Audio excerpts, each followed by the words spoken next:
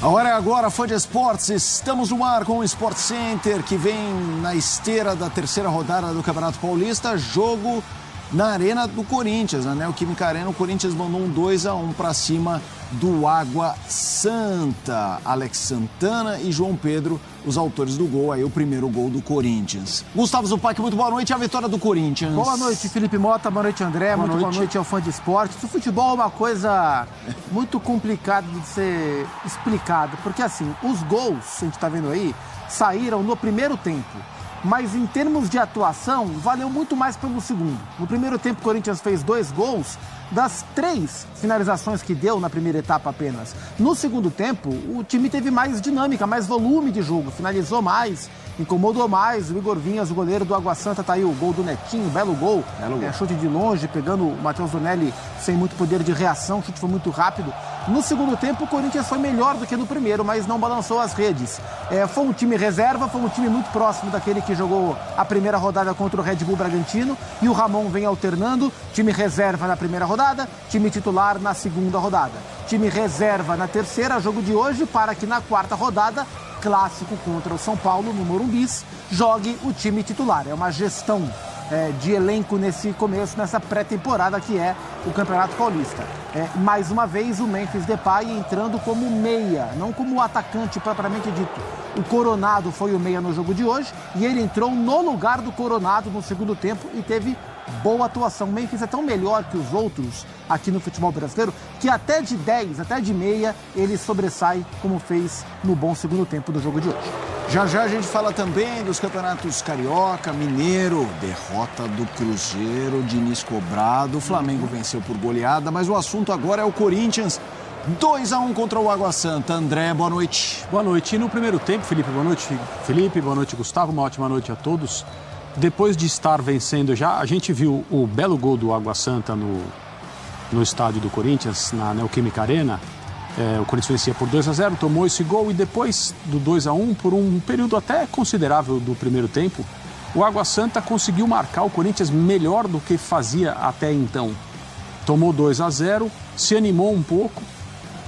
Os nossos colegas da transmissão contaram que no momento em que o Corinthians fez o segundo gol, o semblante dos jogadores no banco do Água Santa, da comissão técnica, era de muita tristeza.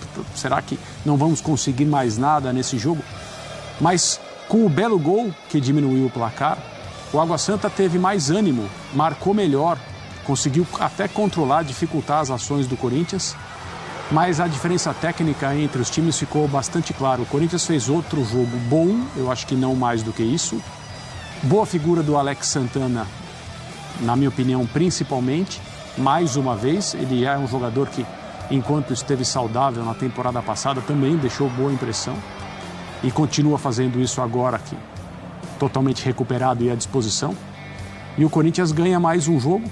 Depois da expulsão no segundo tempo, as coisas ficaram bem menos difíceis para o Corinthians terminar a partida pressionando. 2 defesas do Igor Vinhas no final, agora em cabeceios, em jogadas aéreas, o Corinthians pressionou, poderia ter feito mais um gol. No geral, assim, uma boa atuação e mais uma vitória. E o ano vai começando, pelo menos dentro do campo, com o time de futebol se apresentando bem, jogadores individualmente fazendo bons papéis. O Corinthians não teve o Garro ainda, ele ainda não se recuperou. Não terá contra o São Paulo. Não terá no Clássico, seu principal jogador. O Coronado jogou só meio tempo. Exato. O Coronado vai jogar contra o São Paulo. Então, assim, é um bom começo de ano. Já dá para a gente falar, após algumas partidas, que o Corinthians faz um início de temporada bem interessante. 3 vitórias, somadas a 7 seguidas, são 10, mas considerando o brasileiro que eram 9, seriam 12, né? Que tem os jogos da Sul-Americana. Em competições nacionais... Isso. Aí você conduz a narrativas, enfim, 10 jogos, não é invicto. Não são 10 jogos invictos. Estamos falando de 100% de aproveitamento, o que é impressionante. O comentário do André traz 2 coisas para jogar para vocês, o PAC, que é quanto o Majestoso interferiu nesse jogo no sentido de intensidade. Assim, foi um jogo que dava para ver que estava ali numa terceira marcha, dosando e tudo mais. E a outra são essas 10 vitórias. Uau, que sequência. Mas eu vou pegar a questão do clássico. Quanto você acha que isso teve um papel no jogo de hoje? Eu acho que teve mais na planificação do jogo por parte da comissão técnica. Porque quando começa a temporada e a comissão técnica espalha os jogos na tabela e fala, bom, deixa eu ver quais são os jogos que eu vou com a minha força máxima, o fato de o jogo contra o São Paulo, o quarto jogo ser um jogo de força máxima, obriga que o terceiro jogo seja um jogo de time mexido, então acho que isso interferiu bastante. Porque para muitos desses jogadores, o jogo de hoje importava demais, justamente para poder brigar para jogar contra o São Paulo. Pedro Raul, por exemplo. O Pedro Raul começou o ano como a opção reserva do reserva, né? O titular do time reserva era o Héctor. O Héctor não foi bem contra o Bragantino, o Pedro entrou, fez gol. No jogo seguinte contra a equipe do segundo jogo, foi contra o Velo Clube, que o Yuri jogou, quem entrou no lugar do Yuri já foi o Pedro Raul, ele já passou o Héctor. Hoje, o Pedro Raul foi titular pela primeira vez do ano. Vê como ele foi subindo escadinha. Então, para ele, o jogo vale muito. Para vários desses jogadores, o jogo tem muita importância. Para o José Martins, que é um jogador que eu gosto bastante, ele perdeu a vaga para o Ranieri no fim do ano passado. Então, para ele, o jogo de hoje valia muito. Mas é começo de temporada, foi um jogo que não foi difícil, né? Então isso também, o grau de exigência ser mais baixo, faz com que os jogadores também relaxem. Eu acho que esse contexto explica mais do que o fato de o próximo jogo ser contra o São Paulo. Eu gostei bastante do Coronado, e eu acho que esse é um ponto a ser destacado. Ele tem um bom começo de temporada, em uma temporada onde o olhar sobre ele vai ser ainda mais especial, com um nível de cobrança, de expectativa, porque é um jogador tecnicamente muito bom, isso é indiscutível, mas que veio com todo o pacote da última temporada, nunca jogou no Brasil, vem de uma carreira na Arábia, mais de 30 anos, demorando para pegar a forma física, um salário muito alto. Esse pacote fez com que a exigência em cima do Coronado fosse muito grande e ele não tivesse pronto para entregar 100%. Veio férias, veio pré-temporada, o Garro está machucado, o Coronado vem jogando e começar uma temporada do zero, para ele pode ser muito bom. São só pouquíssimos jogos, né? O jogo do final de semana, o jogo de hoje. Meio tempo no jogo de hoje. Mas a dinâmica que o Coronado dá para a equipe do Corinthians eu acho interessante. Hoje o Ramon montou o time reserva dele com 3... Assim, o time titular também joga assim, né? Com 3 volantes e um meia. Mas os 3 volantes do jogo de hoje eram Martins, Santana e Charles. Nenhum dos 3 com potencial de construção. Então o time ficou muito pobre em termos de criatividade. Tudo que o Corinthians criou no primeiro tempo em termos de articulação passou pelos pés do Coronado. Então acho que e ele saiu do intervalo junto com o Santana, porque devem jogar no final de semana contra o São Paulo. Eu acho que é um bom começo de temporada para um jogador que tecnicamente agrega bastante ao time do Corinthians, que é o Igor Coronado. André, eu queria voltar ao sentido da invencibilidade não, de vitórias consecutivas, o valor disso e o que você, quando vê o futebol bem apresentado pelo Corinthians, consegue enxergar, porque confiança é uma coisa invisível, né? Assim, a gente não consegue medir a confiança, mas é nítido em qualquer esporte que sequências em vez, por exemplo, pega o boxe. Claro. O cara ganha, ele sobe no ringue achando que vai ganhar. E o outro lado já entra, acho que eu perdi, hein? Tênis, que a gente está vivendo agora, o Australian Open. Exatamente. Quanto isso está tendo um valor invisível a esse Corinthians? Eu acho que são 2 valores diferentes. A invencibilidade no Campeonato Brasileiro, não só a invencibilidade como a sequência de 9 vitórias, fecha o ano do Corinthians, garante com sobras a permanência na Série A, classifica o Corinthians para fases preliminares da Copa Libertadores, o que foi uma coisa, num certo ponto da temporada passada, inimaginável. O ambiente corintiano estava preocupado com a parte de baixo da tabela, eventualmente a briga contra o rebaixamento, e o Corinthians termina o ano dessa forma. Não é apenas uma série de vitórias, é um recorde do Campeonato Brasileiro. Então, se essas coisas não acontecem com tanta frequência, foi a 4ª vez, né, que alguém ganhou 9 jogos seguidos, é porque é difícil de fazer. Sim. E mesmo que você considere que no final do ano existem algumas partidas que certas equipes não disputam com tanto compromisso assim, tem gente já pensando em férias, né? A importância dos jogos, infelizmente, não é a mesma para todo mundo. Deveria ser, mas na prática não é. Então, esse valor, o Corinthians já computou, ele já está realizado. Terminou o ano e a manutenção desse time com essa comissão técnica, com a confiança da forma que veio da forma como a temporada passada terminou, que o time conseguiu levar para esse início de campeonato. Não dá para comparar tecnicamente Campeonato Brasileiro com Campeonato Estadual, fazer isso é um erro. Os clubes e as pessoas que fazem isso sempre se arrependem. Mas é óbvio que é muito melhor começar o ano na mesma toada do ano passado, mesmo que o nível técnico do Campeonato Paulista seja inferior, você vai conseguindo cada vez mais confiança e vai mantendo um ambiente de trabalho tranquilo. A gente vem conversando, né, desde antes do campeonato estadual começar, que a tendência é que o Corinthians dê importância a esse torneio. O Corinthians não é campeão há muito tempo, a torcida sente falta disso, o campeonato estadual não deve ser a linha de satisfação do Corinthians e dos corintianos, mas em determinadas situações, quando você não ganha um título há muito tempo, como é o caso atual, eu acho que as equipes grandes, aquelas que pensam em mais coisas, elas querem iniciar o ano fazendo um bom papel no estadual, ainda que esportivamente isso não tenha tanta importância. E só para fechar, outro ponto importante dessa sequência de vitórias, além da confiança, são os pontos que o Corinthians vem conquistando agora no Campeonato Paulista. Por quê? Não só porque o Corinthians não se classificou, sequer se classificou no último Paulistão para a fase quartas de final, mas daqui a menos de um mês o Corinthians tem Libertadores da América para jogar. Ah, mas é um time da Venezuela, mas pré-Libertadores ela é traiçoeira. São times em estágios físicos diferentes, etc. e tal. Então, assim, por exemplo, o fim da fase de classificação do Campeonato Paulista coincide, as últimas rodadas, com o jogo do Corinthians lá na Venezuela contra a Universidade Central. O quanto antes o Corinthians somar pontos que garantam a ele a sua classificação, mais manejo o Ramon Dias vai ter nesses últimos jogos, sem prejudicar o Campeonato Paulista, para preparar o time para o jogo da Libertadores. O quanto antes o Corinthians conseguir empilhar vitórias que deem uma situação confortável no Paulistão, o Ramon vira a planificação para o outro jogo, para o jogo da Libertadores. E começa a poder escolher mais em quais jogos usar o time ideal pensando na Libertadores. Então, além da sequência, além da confiança, além do aspecto histórico, facilita o planejamento para o jogo que realmente vale, para os jogos que realmente valem nessa faixa do ano, que são os jogos primeiro contra a Universidade Central pela Libertadores. Vamos mostrar aquela tradicional tela estatísticas do jogo, para até ter uma ideia um pouco do desenho do que foi a partida. Como disse o Zupac, gols corintianos saíram no primeiro tempo, mas no segundo tempo um jogo mais agitado. Corinthians teve 64% de posse de bola contra 36% do Água Santa. Gols esperados, 2,27 do Corinthians contra 0,27, é curioso, né, a diferença. Finalizações 15-7, no alvo 8-1. Escanteio 7-2, ações na área rival 19-5. 15 finalizações, 12 no segundo tempo. E o que é interessante, Zupac, a gente vê um chute ao gol, que foi um golaço do Netinho, o gol do Água Santa. Quando começou o jogo, eu estava vendo na redação, tinha muita gente falando, não, hoje vem atropelo. O Água Santa levou 6, inclusive, nesse Paulista. Tomou 2 com 17 minutos. É isso, vai. Eu sei que vocês já passaram um pouco por isso, mas a gente define o jogo como não tão intenso e tudo mais, mas o começo pareceu que seria diferente.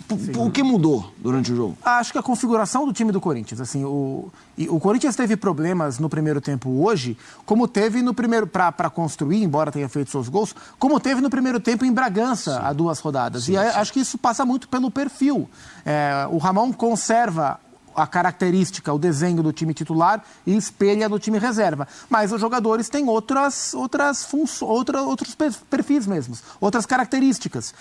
E eu acho que já ficou claro para ele que assim, o time fica muito prejudicado em termos criativos se ele escala os 3 volantes mais com esse perfil mesmo. O Santana até joga um pouco mais, mas não é um construtor, né? Mais Martínez, mais Charles, o time não vai criar, o time não vai construir. No jogo contra o Bragantino, o Romero virou esse meia, no jogo de hoje foi o Coronado. Nos 2 jogos ele veio com o Rian no segundo tempo, embora o Rian não seja o volante mais box-to-box do futebol mundial, mas ele é um jogador de mais dinâmica do que o Charles, por exemplo, que foi sacado no jogo da primeira rodada. Hoje saiu o Alex Santana. Então acho que a configuração do meio-campo do Corinthians não é a ideal quando não for jogar o time titular. Porque escalar 3 volantes, mas 2 deles sendo Bidon e Carrijo, é como se fossem 3 meias, mais do que 3 volantes, né? Agora, 3 volantes e 1 meia contra o Água Santa dentro de casa, o time não vai criar. O time rodava muito a bola e dependia do Coronado tá pifando o tempo inteiro e as coisas acontecem com mais dificuldade. Queria te ouvir também sobre esse tema, André,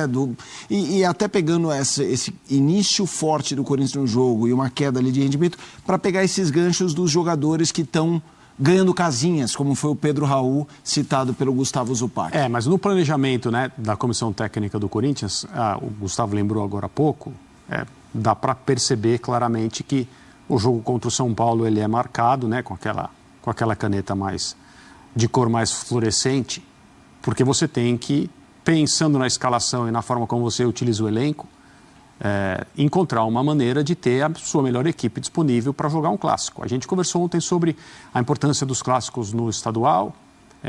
O Corinthians tem um no fim de semana e não dá para discutir, não dá para relativizar. Ainda não é o momento de se preocupar com fase preliminar da Libertadores, está um pouco mais para frente, o Gustavo passou o calendário agora há pouco, e o Corinthians vai ter também que chegar nesse momento num nível ainda melhor do que está hoje, é óbvio, do ponto de vista competitivo, porque senão vai ficar pelo caminho. E aí você perde, em termos não só de importância esportiva do seu ano, da sua temporada, uma série de coisas que hoje a equipe do Corinthians tem contando a seu favor. Uma classificação inesperada para um torneio sul-americano, que é o mais importante. O Corinthians quer estar na fase de grupos, vai precisar conquistar essa posição.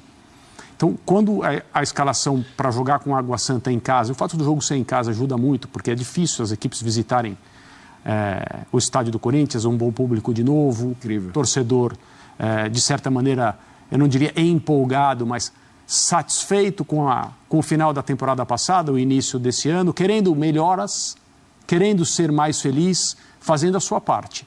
O clube é administrativamente envolvido num problema muito, muito sério e muito triste e lamentável. O time em campo continua fazendo um bom papel. Então, mesmo a equipe reserva, mesmo o time alternativo, com os jogadores que precisam mostrar a sua capacidade para eventualmente ser considerados nas outras partidas importantes desse campeonato estadual, o Corinthians jogou bem, mas não... exceto no segundo tempo, quando jogadores como Yuri Alberto e Memphis entraram. Aliás, o time terminou com Memphis, Pedro Raul e Yuri Alberto em campo. A gente falou sobre as circunstâncias que poderiam levar a isso. Hoje aconteceu. O time adversário com um a menos e tal. Mas é assim, uma boa atuação, um bom jogo. Alguns jogadores saíram no intervalo. Acredito que 2 dos que fizeram as melhores partidas na noite de hoje só jogaram metade. E o Corinthians conseguiu fazer o suficiente para passar com tranquilidade pelo Água Santa. A gente vai começar a falar mais dos personagens da partida, jogadores que se destacaram, setores também do Corinthians nesse começo do ano, mas vamos encerrar essa parte mais geral do jogo. A gente citou a sequência de vitórias consecutivas do Corinthians.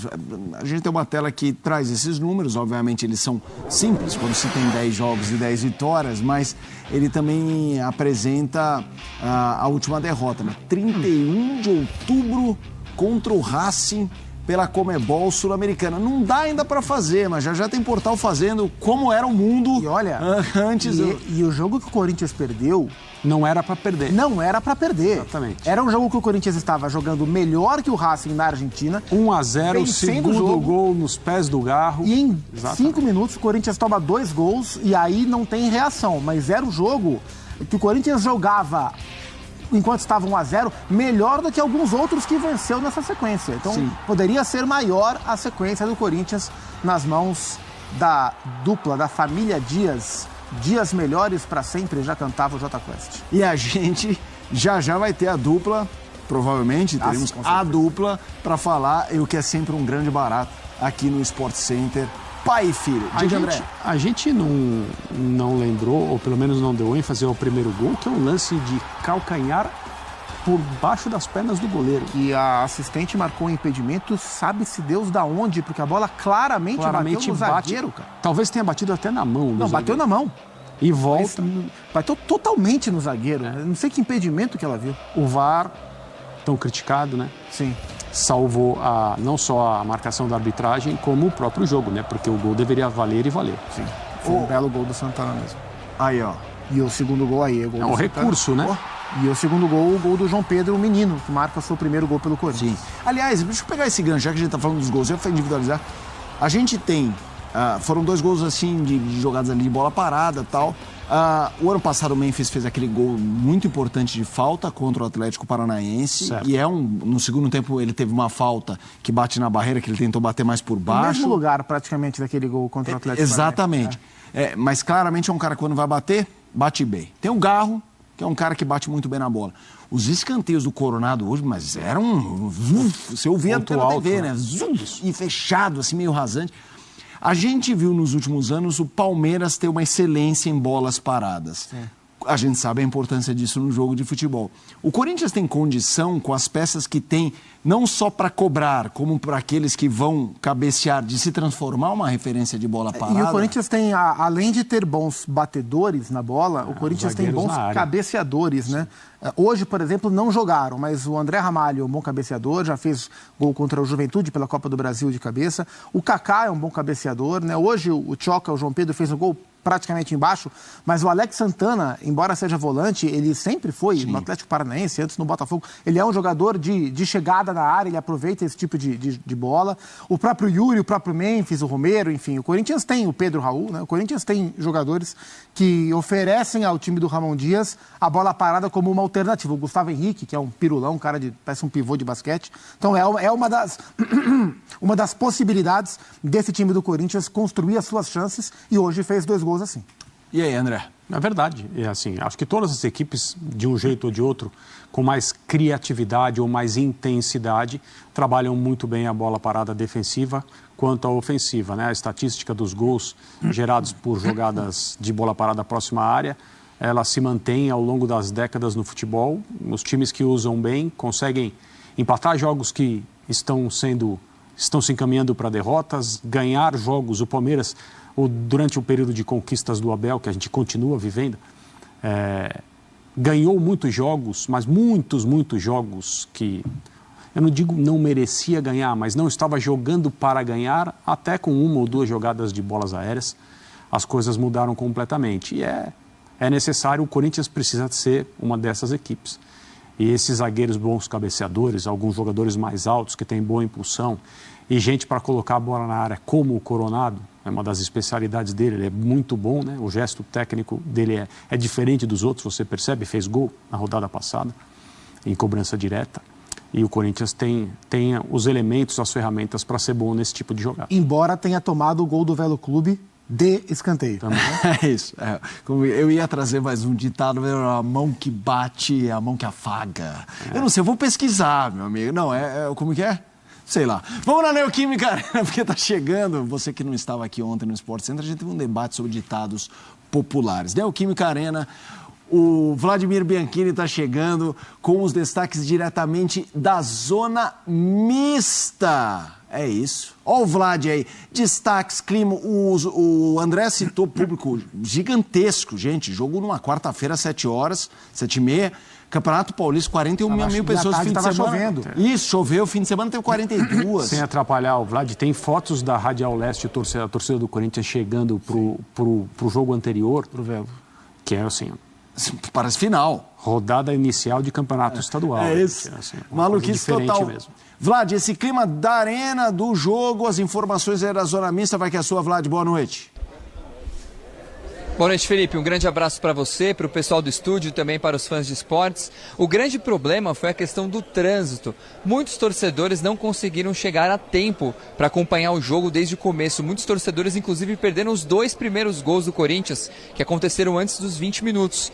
Justamente por causa dessa questão do trânsito, do horário. Choveu muito antes do jogo, então a gente viu que o pessoal teve uma dificuldade muito grande para chegar na Neoquímica Arena. A gente começou a ver o estádio lotar mais, muito próximo do fim do primeiro tempo. Aí a hora que a gente viu, o estádio já estava praticamente cheio, com mais de 40 mil pessoas, uma marca impressionante. O Corinthians, que há muitos meses consegue colocar pelo menos 40 mil pessoas todos os jogos. E o que a gente viu a torcida também se comportar a respeito de empurrar o time e tudo mais, e no final do jogo pedindo para vencer o clássico contra o São Paulo no final de semana no Morumbi. A gente viu que a torcida do Corinthians está bastante focada nesse jogo, que vai ser o principal jogo da temporada para o Corinthians até aqui. O Timão, que utilizou também uma formação reserva, com muitos jogadores reservas, alguns titulares. O Ramon e o Emiliano tá rodando bem a questão do elenco. A gente viu que no primeiro jogo ele começou com uma formação totalmente reserva. No segundo jogo, contra o Velo Clube, ele já colocou 6 titulares em campo no primeiro tempo. E agora também a mesma coisa, colocando alguns titulares nessa partida. Depois o Memphis Depay entrou, o Yuri Alberto entrou no finalzinho.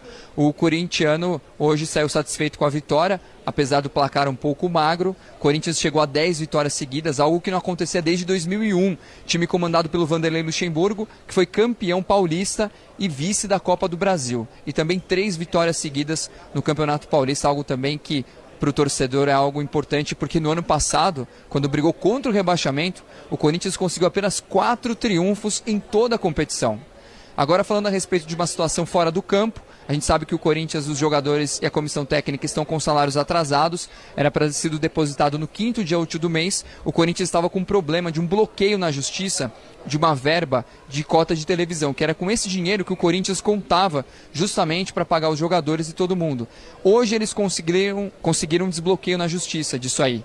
E agora, o que a gente conversou com a diretoria do Corinthians é que entre hoje e amanhã deve ser feito o pagamento também, para trazer um pouco mais de tranquilidade para os jogadores e para a comissão técnica. Felipe.